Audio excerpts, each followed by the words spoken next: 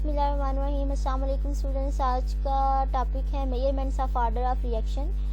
Last time हम लोगों ने order of reaction like first second third zero order इनकी इक्वेशंस डिराइव की थी। अब उन्हीं इक्वेशंस को माइंड में रखते हुए कुछ मेथड हैं ऑर्डर ऑफ रिएक्शन को मेजर करने के लिए, आज हम लोग वो देखने वाले हैं। फर्स्ट है डायरेक्ट और इंटीग्रेशन मेथड।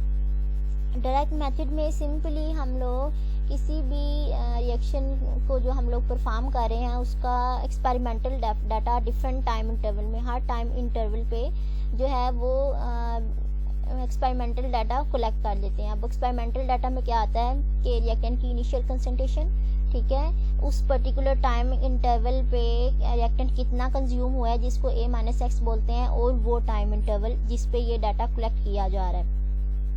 तो थोड़े वक्फे के बाद हर टाइम इंटरवल पे ये डाटा कलेक्ट कर लिया जाता है। ये डाटा कलेक्ट करने के बाद जो हम लोगों ने रेट इक्वेशंस हर ऑर्डर की डिराइव की थी उन सब में ये डाटा पुट किया जाता है, ठीक है, हर टाइम इंटरवल के लिहाज से। तो जिस ऑर्डर का जो रेट कांस्टेंट की वैल्यू हर टाइम इंटरवल पे सेम आए, ठीक है, जिस ऑर्डर का जो रेट कांस्टेंट वैल्यू है हर टाइम इंटरवल पे सेम आए, कांस्टेंट आए, हम कहेंगे वही उसका ऑर्डर ऑफ रिएक्शन है, ठीक है। नेक्स्ट है half life method. Half life method देखने से पहले हम लोग जनरली देख लेते हैं। फर्स्ट ऑर्डर के लिहाज से हम लोगों ने देखा था कि जो हाफ लाइफ है वो इनिशियल कंसंट्रेशन ऑफ रिएक्टेंट के ऊपर डिपेंड नहीं करती, ठीक है। जो सेकेंड ऑर्डर रिएक्शन है उसका हाफ लाइफ एक ही रिएक्टेंट की इनिशियल कंसंट्रेशन पर डिपेंड करता है, और जो थर्ड ऑर्डर की जो हाफ लाइफ है वो दो रिएक्टेंट की इनिशियल कंसंट्रेशन पर डिपेंड करता है। अब इस मेथड को या इस सारे डाटा को देखते हुए जब हम लोग जनरली इक्वेशन जब एक्सप्लेन करते हैं हाफ लाइफ के लिए, तो हम फिर कह सकते हैं कि जब ऑर्डर nth होगा कोई भी होगा तो उसके लिए जो हाफ लाइफ है वो डिपेंड करेगी जो रिएक्टेंट की initial concentration having power n-1, ठीक है। अब यहाँ पे देखो थर्ड है तो 2, सेकंड है तो एक ही रिएक्टेंट पे डिपेंड कर रहा है, और अगर फर्स्ट ऑर्डर है तो किसी भी रिएक्टेंट पे डिपेंड नहीं कर रहा, तो n-1 हो गई जनरल हाफ लाइफ इक्वेशन, ठीक है। इसी चीज़ को माइंड में रखते हुए हम लोग एक ही रिएक्शन के लिए दो डिफरेंट एक्सपेरिमेंट परफॉर्म करते हैं। दो डिफरेंट एक्सपेरिमेंट में डिफरेंस कहाँ होगा, उनकी इनिशियल रिएक्टेंट की कंसंट्रेशन पे। दोनों एक्सपेरिमेंट में रिएक्टेंट की इनिशियल कंसंट्रेशन डिफरेंट रख लेंगे। डिफरेंट रखने के बाद जब वो टाइम जहाँ पे रिएक्टेंट की कंसंट्रेशन हाफ हो जाएगी वो टाइम हम लोग नोट डाउन कर लेंगे, ठीक है। वो टाइम रिएक्टेंट जो एक्सपेरिमेंट 1 है उसके लिए T1 और इनिशियल कंसंट्रेशन A1 हो जाएगी। जो एक्सपेरिमेंट 2 है उसका जो हाफ टाइम है T2 और उसकी इनिशियल कंसंट्रेशन A2, और ये जनरल इक्वेशंस के लिहाज से दोनों एक्सपेरिमेंट की इक्वेशंस हैं, ठीक है। इसको फर्दर सॉल्व करने के लिए जो इक्वेशन 1 है या ये इक्वेशन है उसको इस इक्वेशन से डिवाइड कर देंगे, ठीक है। डिवाइड किया देन आप लोग मैथ का रूल ये ऑलरेडी जानते हैं कि जब भी दो डिनोमिनेटर आ रहे हों तो जो नीचे वाला है वो इन्वर्ट हो जाता है। ये इन्वर्ट हो गया, ठीक है। इन्वर्ट होने के बाद अब ये n-1 इसके साथ भी है तो इसके साथ भी है, तो इसको फिर मैं ओवरऑल जो है स्क्वायर ब्रैकेट के अंदर करके तो इसकी पावर n-1 दिख रही है, ठीक है। एंड देन है take log on both side. दोनों साइड पे जब लॉग लिया तो ये लॉग आ गया। एंड देन आप लोगों को पता है कि जब भी लॉग लेते हैं तो जो पावर होती है वो लॉग की लेफ़्ट साइड पे आ जाती है, तो पावर लॉग की लेफ़्ट साइड पे आ गई। बाकी सारी इक्वेशन इस तरह से हो गई। देन आगे फर्दर हम लोग ऑर्डर ऑफ रिएक्शन देख रहे हैं, ठीक है। तो इसमें से हम लोगों ने n जो है वो निकालना है। तो अब ये सारी की सारी वैल्यू यहाँ पे मल्टीप्लाई हो रही है तो दूसरी तरफ जाके डिवाइड हो जाएगी ये चीज़, और ये यहाँ पे अब माइनस हो रहा है तो दूसरी तरफ जाके प्लस हो जाएगा। ठीक है, तो यहाँ से n जो है ये आ गया। ठीक है, अब यहाँ पे T1 और T2 क्या था, वो हाफ लाइफ टाइम था, या वो टाइम था जिस पे रिएक्टेंट की कंसंट्रेशन हाफ हुई थी। तो वो एक एक्सपेरिमेंट के लिहाज से दूसरे एक्सपेरिमेंट के लिहाज से वो यहाँ पे एंटर कर दी, एंड देन एक एक्सपेरिमेंट की इनिशियल कंसंट्रेशन दूसरे एक्सपेरिमेंट की इनिशियल कंसंट्रेशन एंड वो यहाँ पे पुट कर दी। अगर इन दोनों का लॉग लें और देन 1 के साथ प्लस करें तो जो वैल्यू आएगी, जो भी आएगी वो होगा उस रिएक्शन का ऑर्डर। ठीक है, n ये हो गया determination of order of reaction using half life method. Then next है ग्राफिकल मेथड। ठीक है, ग्राफिकल मेथड के यहाँ पे अब क्या है कि जो भी एक्सपेरिमेंटल डाटा है या आएगा हमारे पास उसको हम लोग ग्राफ में पुट करेंगे। ग्राफ में पुट करने के बाद जो स्ट्रेट लाइन इक्वेशन, हमेशा याद रखिएगा कि जब भी ऑर्डर ऑफ रिएक्शन की बात करेंगे तो हमेशा स्ट्रेट लाइन आएगी। एक चीज़, जब स्ट्रेट लाइन है तो इसका मतलब है कि वो स्ट्रेट लाइन इक्वेशन को फॉलो कर रहा है। स्ट्रेट लाइन इक्वेशन क्या होती है, y is equal to M X plus C, Y is equal to M X plus C. ठीक है, तो जब ग्राफिकल डाटा उस पर पुट करेंगे और ग्राफिकल डाटा अगर जिस भी रेट इक्वेशन के साथ मैच कर रहा है वही उसका ऑर्डर ऑफ रिएक्शन होगा। फॉर एग्जांपल यहाँ पे फर्स्ट ऑर्डर दिखाया हुआ है, फर्स्ट ऑर्डर रिएक्शन की ये इक्वेशन है। ठीक है, अब यहाँ पे नेचुरल लॉग है a over a minus X is equal to K T. तो अब अगर इसको फर्दर खोलें तो ये अगर डिनोमिनेटर में है तो ये माइनस में चला जाएगा। ये अगेन लॉगरिथम का रूल है, is equal to K T. ठीक है, और अब यहाँ पे ये सारी की सारी वैल्यू माइनस है, ये इज इक्वल टू साइन के दूसरी तरफ जाएगी तो प्लस हो जाएगी।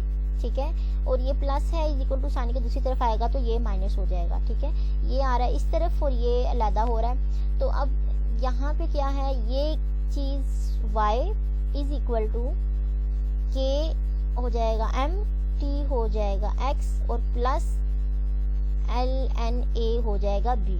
ठीक है, तो ये जो इंटीग्रेटेड इक्वेशन है ये फॉलो कर रही है क्या है, स्ट्रेट लाइन इक्वेशन को। ठीक है, जब भी जो स्ट्रेट लाइन इक्वेशन या इंटीग्रेटेड रेट इक्वेशन ये दोनों एक दूसरे को फॉलो करेंगी। ठीक है, और जिस इंटीग्रेटेड रेट इक्वेशन पे वो डाटा फिट बैठेगा वही उसका ऑर्डर ऑफ रिएक्शन होगा। ठीक है, अब यहाँ पे थोड़ा सा मैं इसको स्ट्रेट लाइन इक्वेशन को फर्दर और एक्सप्लेन कर देती हूँ कि ये क्या होता है, ताकि नेक्स्ट जब इसका यूज़ हो रहा है तो आप लोगों को समझने में आसानी रहे। y is equal to M X plus C, तो y मीन के ऐसी वैल्यू जो हम ग्राफ में अलोंग y एक्सिस प्लॉट करेंगे। m जो है वो यहाँ पे रिप्रेजेंट कर रहा है जो हमारी स्ट्रेट लाइन आएगी उसकी स्लोप को या उसकी स्टीपनेस को, कि उसमें वो कितना स्लोपी है, उसमें कितनी स्टीपनेस है। ठीक है, और x जो है वो डाटा जो हम लोग अलोंग x एक्सिस प्लॉट करेंगे। ठीक है, for example t along x axis, y along y axis and then plus b या c, b भी लिखते हैं बाद दफ़ा इसको c भी लिखते हैं, और ये c या b रिप्रेजेंट करता है y इंटरसेप्ट को। ठीक है, इसको मैं फर्दर आगे बताती हूँ कि ये क्या होता है। For example in case of second order reaction, अब सेकंड ऑर्डर में ये सेकंड ऑर्डर इक्वेशन है। ठीक है, अगेन ये वैसे ही अरेंज हुई है जैसे कि स्ट्रेट लाइन इक्वेशन होती है। ये y हो गया, ये अलोंग y एक्सिस, m ये होगी उसकी स्लोप या उसकी स्टीपनेस, और x t हो गया, ये हो गया time, and then plus b क्या था, y इंटरसेप्ट। y इंटरसेप्ट से मुराद वो पॉइंट जहाँ पे जो स्ट्रेट लाइन है वो वाई एक्सिस को कट करे, ठीक है। फॉर एग्जांपल यहाँ से ये कट कर रही है तो ये इसकी क्या हो गई, 1/a हो जाएगा इसका, या b हो जाएगा, या 1/a हो जाएगा, ठीक हो गया। अच्छा, ये तो हो गया कि ऑर्डर ऑफ रिएक्शन को ग्राफिकल मेथड से कैसे कैलकुलेट किया जा सकता है। कैसे कैलकुलेट किया जा सकता है, फिर एक दफ़ा मैं बता दूं कि उसके ग्राफिकल डाटा से, ठीक है, और एक तो वो स्ट्रेट लाइन इक्वेशन को फॉलो करे, ठीक है, और उसका जो ग्राफिकल डाटा है वो जो इंटीग्रेटेड रेट इक्वेशन है उसको फॉलो कर रहा हो, उसमें वो फिट बैठ रहा हो। तो जो ग्राफिकल डाटा जिस इंटीग्रेटेड रेट इक्वेशन में फिट बैठेगा वही उसका ऑर्डर ऑफ रिएक्शन होगा, ठीक है। आगे बढ़ते हैं। नेक्स्ट है differential method. Differential method first time van't Hoff ने सजेस्ट किया था, तो उसी के नाम पे उसको वेंट हॉफ डिफरेंशियल मेथड भी बोलते हैं, ठीक है। अब यहाँ पे ये कहता है कि जो रेट ऑफ रिएक्शन है किसी भी ऑर्डर का वो डिपेंड करता है कंसंट्रेशन की n पावर के ऊपर, ठीक है। मतलब कि जो रिएक्टेंट की कंसंट्रेशन की जितनी पावर होगी, जो रेट ऑफ रिएक्शन है किसी भी ऑर्डर का वो उस लिहाज से इंक्रीज या डिक्रीज करेगा। तो ये हो गया रेट ऑफ रिएक्शन, ठीक है, directly proportional to nth power of concentration of reactant, ठीक है। अगेन दो एक्सपेरिमेंट ले लेते हैं और दोनों एक्सपेरिमेंट के डिफरेंट है on the basis of their initial concentration. Initial concentration दोनों की डिफरेंट है, तो एक एक्सपेरिमेंट को C1 से डिफरेंशिएट कर लेते हैं, दूसरे एक्सपेरिमेंट को C2 से डिफरेंशिएट कर लेते हैं। देन अगेन दोनों इक्वेशन के लिए लॉग लिया, ठीक है, लॉग लिया तो लॉग इस तरफ भी आ जाएगा एंड देन इस लॉग इधर भी आ जाएगा। अभी जब यहाँ पे थोड़ा सा डायरेक्ट दिखाया हुआ है, यहाँ पे ये कि लॉग जब फॉर एग्जांपल यहाँ पे आ रहा है तो जब दो चीज़ें मल्टीप्लाई हो रही हों तो जब उनको खोला जाता है तो वो प्लस में आ जाती हैं, और लॉग दोनों फिर वैल्यूज़ के साथ आता है। फॉर एग्जांपल k के साथ भी आएगा और C2 n के साथ भी आएगा, ठीक है। और नेक्स्ट फिर आप लोगों को पता है कि जब लॉग C2 n जब ऐसी वैल्यू जिसका हम लोग लॉग ले रहे हैं अगर वो पावर फॉर्म में हो तो उसकी पावर जो है वो लेफ्ट साइड पे चली जाती है, तो ये n log C1 हो गया, ठीक है। अच्छा, ये हो गया दोनों इक्वेशन के लिहाज से। देन जो इक्वेशन 4 है उसको सब्सट्रैक्ट करेंगे, माइनस करेंगे इक्वेशन 3 से। जब उसको इस सारी इक्वेशन को इस लिहाज से यहाँ पे लिख लिया, ठीक है। अब यहाँ पे प्लस लॉग के और माइनस लॉग के ये कैंसिल हो जाएंगे, ठीक हो गया। Then plus n log C1 and plus n log C2, ठीक है। ये जो है इनमें से n कॉमन आ जाएगा और देन बाकी इक्वेशन इस तरह से आ जाएगी, ठीक है।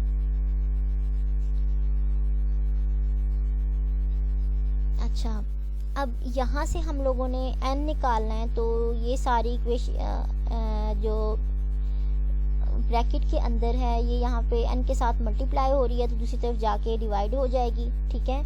तो यहाँ से n हम जो है वो निकाल लेंगे। अब यहाँ पे क्या है, log dC1/dt, ठीक है। अब ये वाला डाटा कहाँ से आएगा, ये डाटा हम लोग कैलकुलेट करेंगे ग्राफ से। ग्राफ यही है ना कि C1 जो हम लोग ऐड करते हैं, ये सॉरी प्लॉट करते हैं अलोंग y एक्सिस और टाइम प्लॉट करते हैं अलोंग x एक्सिस, ठीक है।